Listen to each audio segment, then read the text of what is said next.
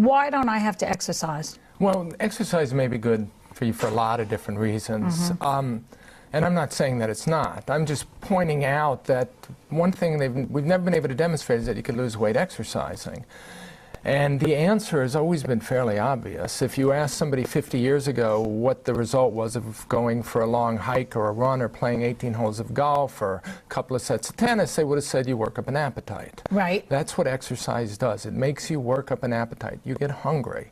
But I mean, take somebody like Lance Armstrong. Right. This is a guy who's on his bicycle and he really works out and he's very lean. I mean, I think that that probably contributes to his being lean. No, I would say that he works out a lot because he's lean. Real sort of challenge to the paradigms in obesity, because we've been taught that you get fat by overeating. We either eat too much or we're sedentary. I mean, the people now talk about spending $100 million to put sidewalks in suburbia, like this will cure fat children because they could walk What do you think of that?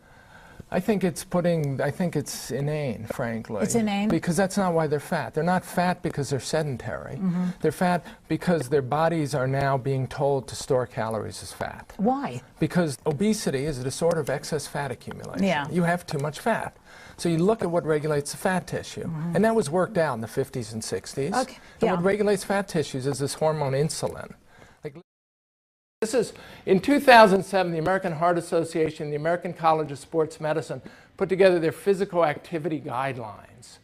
And what they said, and these are people who want us to exercise every day. They think exercise is a critical part of a healthy lifestyle, as do I, as does Grant, obviously, since he sells bikes for a living. But the question is, if you increase your exercise, is that going to help you lose weight? If you increase the energy you expend every day. And this is what they said. They said, it's reasonable to assume that persons with relatively high daily energy expenditures would be less likely to gain weight over time compared with those who have low energy expenditures. That's like saying it's reasonable to assume that people who run marathons every day would be less likely to gain weight over time than people who are couch potatoes.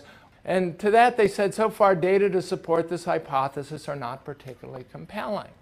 And the interesting thing is, this hypothesis is 150 years old, okay, at least. If the best you could say about a 150-year-old hypothesis is that the data to support it are not particularly compelling, what it tells you is that the hypothesis is probably wrong. In the mid-1950s, some of the leading experts on obesity said, look, we can define obesity as a disorder in which eating less doesn't work, because everyone who's obese or overweight knows they're supposed to eat less or exercise more, some combination of both. Everyone tries to do it their whole life. And if they're still fat, it means it didn't work. It's that simple. I mean, another way to look at this is if, let's say tonight I was having dinner, we're all going over to Grant's house for dinner.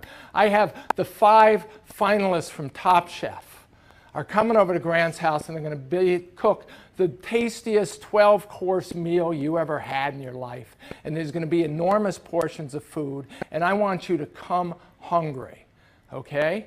What would you do? You get this invitation, it says, come to Grant's house, 12 courses, best food, come hungry. What would you do to accomplish that? And I could think of 2 things. I'm going to probably skip lunch, maybe eat less during breakfast, skip my snacks, and then I'm going to probably work out. Like I'll go to the gym, instead of doing 40 minutes on the treadmill, I'll do an hour on the treadmill. And then I might even say, I think I'm going to walk to Grant's house. It's only 4 miles, you know? So the 2 things that you would do to make sure you are hungry, eat less and exercise more, are the 2 things we give as advice to lose weight. Here to talk about Gary Taubes' book, which I read in its entirety and very carefully. Really? I think this is a very important book. I have been recommending it to my medical colleagues and students. He raises big questions, and I think there's some very big ideas in this book. One of them is that there is absolutely no scientific evidence for the belief that fat is the driver of obesity. Secondly, the idea that it's carbohydrate which is central to this process, and that obesity is mostly a hormonal disorder, genetically influenced, in which insulin is a central player. That overeating and underactivity are not causes of obesity, but symptoms of that underlying disorder. That is, it's not that people eat too much and don't exercise because of some defect of will or some behavioral problem. It's that this is behavior that is controlled by a hormonal disturbance. Really? And yeah, really. And I think he's done a meticulous job of showing that many of the assumptions that are held by the conventional medical community simply rest on nothing. Okay.